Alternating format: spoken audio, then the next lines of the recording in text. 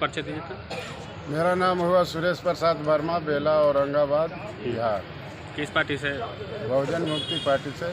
बहुजन मुक्ति पार्टी से। क्या है चुनावी मुद्दा? क्या है चुनावी मुद्दा क्या है? चुनावी मुद्दा है जो ईवीएम से भाजपा और कांग्रेस जो वोट का लूट कर रहा है, उसके विरोध में यह पार्टी पूरे देश में आंदोलन कर रहा है। चलिए, हमारे साथ में बहुजन मुक्ति पार्टी के प्रदेश अध्यक्ष हैं, नामांकन में के साथ में आए हैं। तो सर, आप अपना परिचय दीजिए। मैं A.K. अम्बेडकर, प्रदेश अध्यक्ष बहुजन मुक्ति पार्टी बिहार, राष्ट्रीय कोऑर्डिनेटर बहुजन मुक्ति पार्टी नई दिल्ली। आज औरंगाबाद से आपका प्रत्याशी का नामांकन हुआ, क्या कहना चाहेंगे?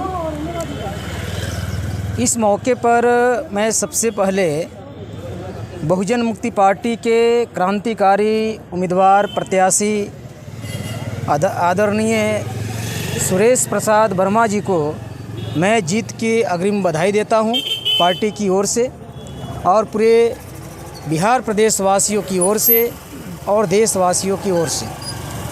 और मैं इस मौके पर जो बिहार प्रदेश के तमाम वोटर हैं, जो इस लोकतंत्र की जननी है बिहार प्रदेश, पूरी देश और दुनिया जानता है कि बिहार कोई सामान्य राज्य नहीं है। दुनिया में बिहार के एक अलग प्रतिष्ठा है, मान सम्मान है। और बिहार जो है एक लोकतांत्रिक जो गणतंत्र की जो जननी है, बिहार प्रदेश को कहा जाता है। आप अगर बुद्ध से बात करें तो बुद्ध से लेकर आज तक तो बिहार के जनता को मैं इस मौके पर ये कहना चाहता हूँ कि जिस वजह से बिहार की देश और दुनिया में नाम रोशन है, उस बात को हम लोगों को बरकरार रखना चाहिए। और जो वोट का अधिकार जो ये मिला है देश के लोगों को, प्रदेश के लोगों को, हमें अपने नेता चुनने से पहले उन नेताओं के अंदर 3 बातों को छानबीन करना चाहिए, खोजबीन करना चाहिए कि वो गुणवत्ता उन नेताओं के अंदर है या नहीं है। पहला तो डॉक्टर बाबा साहब अम्बेडकर ने जो संविधान की रचना किया और भारत के लोगों को वोट का अधिकार दिया, तो भारत के जो वोटर से उन्होंने एक निर्देश दिया, एक संदेश दिया कि अपना प्रत्याशी चुनने से पहले, अपना नेता चुनने से पहले उन नेताओं के अंदर वो 3 गुण आप खोजने की काम करेंगे और 3 प्रकार की गुणवत्ता अगर पाई जाती है तो ही आप ऐसे लोगों को वोट करने की काम करेंगे। पहला तो आपका नेता चरित्रवान होना चाहिए, दूसरा नेता आपका ज्ञानवान, बुद्धिमान और विद्वान होना चाहिए, और तीसरा आपका नेता सिलवान होना चाहिए। लेकिन साथियों, इस देश की एक विडंबना है, इतनी बड़ी विडंबना है कि यहाँ के जो पढ़े लिखे खास किस्म के जो लोग हैं, जिनके अंदर उनके वेशभूषा, रहन सहन, चाल चलन तो देखने में बहुत अच्छा लगता है, लेकिन उनका दिमागी स्टैंडर्ड देखा जाए, दिमागी लेवल देखा जाए तो गधों से भी बदतर है। और वो गधे लोग जो हैं वो प्रदर्शित हर जगह, अपना गधागिरी का जो प्रदर्शन जो है वो हर जगह करते भी रहते हैं। तो जो बाबा साहब अम्बेडकर ने भारत के लोगों को संदेश दिया कि आप लोगों को कैसे नेता को चुनना चाहिए, और नेता चुनने से पहले उन नेताओं के अंदर आप 3 प्रकार के जो गुण हैं वो ढूंढने की काम करेंगे। पहला है कि नेता चरित्रवान होना चाहिए, दूसरा ज्ञानवान, बुद्धिमान और विद्वान होना चाहिए, और तीसरा सिलवान होना चाहिए। लेकिन हम वोट देने से पहले ऐसे 3 प्रकार के जिसके अंदर गुण हो हमारे लोग ढूंढते नहीं हैं। ना ढूंढने की वजह से यहाँ चरित्रहीन नेता चुनकर आ जाते हैं, जिनको चरित्र से लेना ही देना नहीं है, जिनके अंदर सील कुछ नहीं है। सील का अभिप्राय है कि जो व्यक्ति ईमानदार हो, व्यभिचार ना करता हो, शराबखोरी ना करता हो, नशाखोरी ना करता हो, वेश्यावृत्ति के बढ़ावा ना देता हो, ऐसे व्यक्ति को सिलवान कहा गया।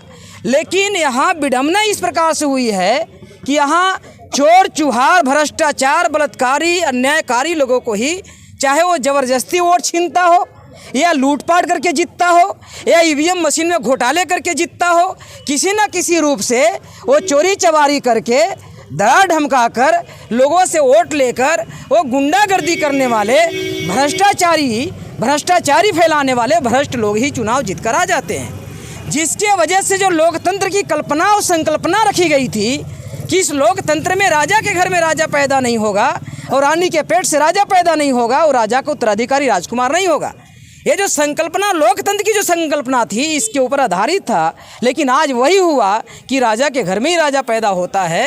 ये परिवारवाद, जातिवाद, क्षेत्रवाद के ऊपर ही ये सारा ये जो पॉलिटिकल पावर स्ट्रक्चर है उसी के ऊपर आधारित हो गई है, जिसके वजह से भारत की जो समस्याएं हैं वो समस्याएं हिमालय पर्वत की तरह वो ऐसा खड़ा हो चुका है कि ख़त्म करने से भी ख़त्म होने के नाम नहीं ले रही है। तो जब तक भारत की जनता हो या बिहार के जो मतदाता हैं ये 3 प्रकार के गुण अगर नहीं ढूंढेंगे और 3 प्रकार के गुणवत्ता को ढूंढकर अपना मत का प्रयोग नहीं करेंगे, मतदान नहीं है, ये मताधिकार है, ये मत का अधिकार आपको दिया गया है। जो ये कलेक्टर साहब जो मतदान केंद्र लिखवाते हैं, आने वाले समय में हम लोग कलेक्टर साहब को ज्ञापन देने वाले हैं, ये मतदान केंद्र आप नहीं लिखाइए, ये मताधिकार केंद्र लिखाइए। मतदान मतलब दान कर देना, ये फोकट में नहीं मिला है वोट देने का अधिकार, ये अधिकार है। लोकतंत्र में अपना नेता चुनने का अधिकार, राजा बनाने का अधिकार, शासक बनने और बनाने का अधिकार है, ये दान करने का अधिकार नहीं है। तो ये कलेक्टर साहब जो वो दान केंद्र लिखवाते हैं तो अभी उसको भी हम लोग बदलाव करेंगे और ये बहुत जल्द ही बदलाव होगा। अभी ज्ञापन देंगे कलेक्टर साहब को कि इसमें आप बदलाव करिए। अगर आप संविधान को पढ़े लिखे हैं और आप तो कलेक्टर बने हैं तो 4 घर किताब पढ़ कर बने होंगे, लेकिन आप पढ़े लिखे हैं तो पढ़े लिखे का परिचय देना चाहिए।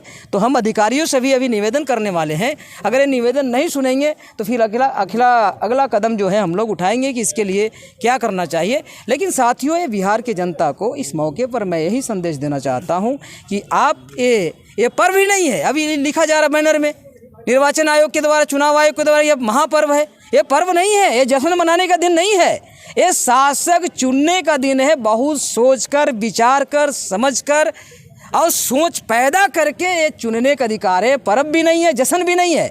लेकिन जैसे ऐसे शब्दों का उपयोग किया जा रहा है और इस शब्दों का उपयोग करने से क्या होता है, ये जो हिंदूवादी जो नारा लगाने वाले लोग हैं और जो गुंडागर्दी करने वाले लोग हैं उनको बढ़ावा मिल जाता है और फिर वैसे ही लोग चुनकर आ जाते हैं। ईवीएम के विरोध में हाँ, तो हमारी पार्टी आज भी ईवीएम के विरोध में है और हमारी पार्टी ही नहीं बल्कि भारत की जनता ईवीएम मशीन से वोट कराने की पक्ष में नहीं है। मैं तो रात दिन गांव देहातों में घूमता हूँ।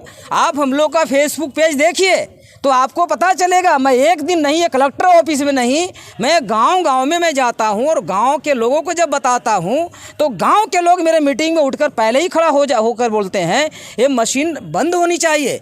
मैंने कहा कि मशीन बंद होनी चाहिए, लेकिन मशीन बंद कराना ये मेरा काम नहीं है, ये तो निर्वाचन आयोग के हिस्से में है। वो निर्वाचन आयोग जो है, भारतीय निर्वाचन आयोग, इसके बारे में विचार करेगी। तो जनता तो यहाँ तक कहने लगी कि ये तो मशीन अगर बंद नहीं होता है तो हम लोग तो तोड़ने की निर्णय ले रहे हैं। हमने कहा कि ये तोड़ फोड़ करने से समस्या का समाधान नहीं होगा, लेकिन लोग इस मशीन को तोड़ने के लिए तैयार हो रहे हैं।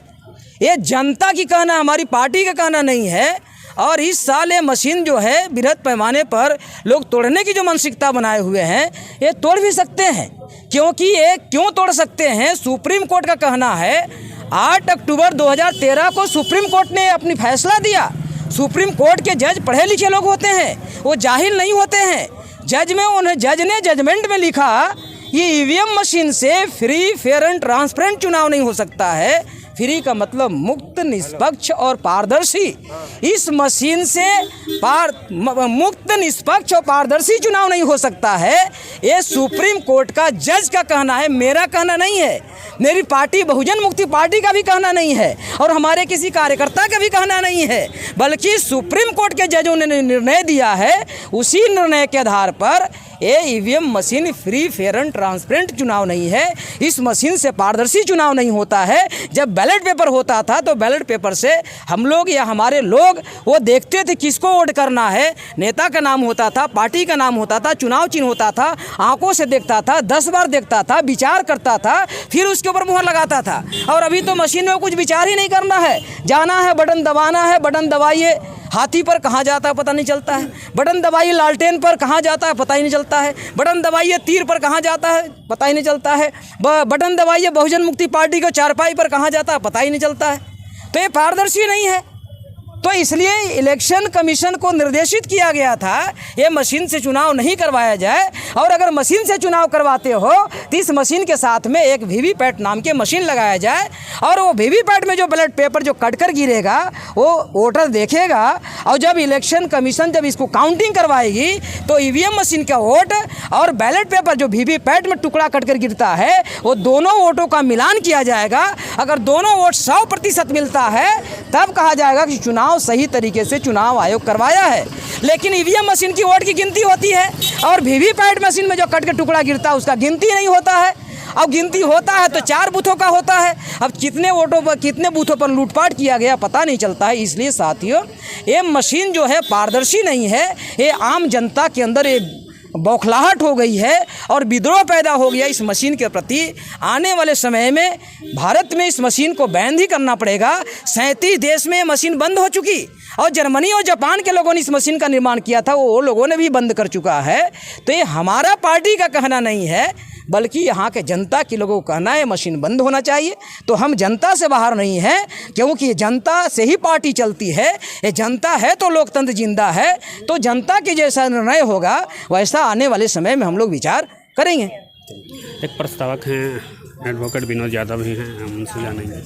सर क्या कहेंगे, जिस तरह से अभी आप लोग बहुजन मुक्ति पार्टी के द्वारा नामांकन करवा करके लाए, क्या उन्हें जिता पाएंगे? देखिए, जीतना और जिताना तो जनता के हाथ में है। मैं ऐसा मानता हूँ कि जज जो है से जनता है, और आज के डेट में हमारे समाज में नेता बहुत हैं लेकिन नेतृत्व का अभाव है, और जो भी लोग जानते हैं उस बात को बताना नहीं चाहते हैं समाज के लोगों को। लेकिन मैं निरंतर समाज के लोगों को जागृत करने का कार्य कर रहा हूं कि वोट आपका बहुत लड़ झगड़ करके बाबा साहेब अम्बेडकर के द्वारा दिया गया है। वोट को आप बिकने नहीं दें, और वोट अपने समाज के रेफरेंस में ही जो फूले साहू अम्बेडकरी आंदोलन को आगे बढ़ाते हैं उन्हीं को आप वोट करें। वोट हारना जीतना तो वो बात की बात है, लेकिन बाबा साहेब के विचार को हम समाज के अंतिम पंक्ति तक पहुंचाना चाहते हैं, और जो उन्होंने संविधान लिख करके हमको अधिकार देने का काम किया, आज के डेट में हमारा अधिकार समाप्त हो रहा है।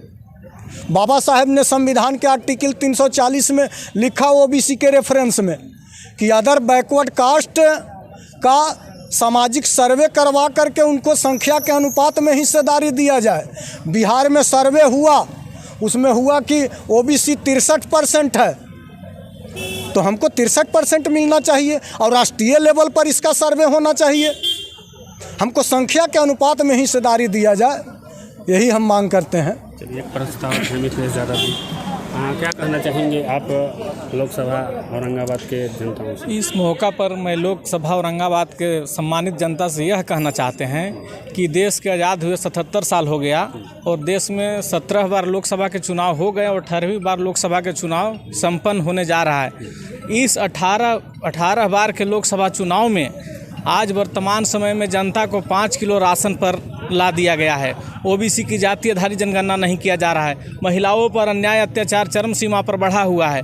तो जो लोग कांग्रेस भाजपा के लोग आज तक राज किए और हमारे लोगों को 5 किलो राशन पर ला दिए हैं, तो ऐसे चोर लोगों को तो नॉमिनेशन कराना नहीं चाहिए था, लेकिन ये चोर लोग, बेईमान लोग नॉमिनेशन करा रहे हैं। तो मैं सम्मानित जनता से अपील करना चाहते हैं कि ऐसे चोरों को, ऐसे बेईमानों को अपना वोट देकर अपना अधिकार खराब न करें, और गुणवान नेता को चुने, सिलवान नेता को चुने, चरित्रवान नेता को ही चुने। यही संदेश मैं देना चाहता हूँ। चलिए, धन्यवाद। ये थे बहुजन मुक्ति पार्टी के प्रत्याशी जो हैं सुरेश प्रसाद वर्मा जी, जो अभी नामांकन करके लौटे हैं, और इसी क्रम में हमारे चैनल को देखते रहें। धन्यवाद।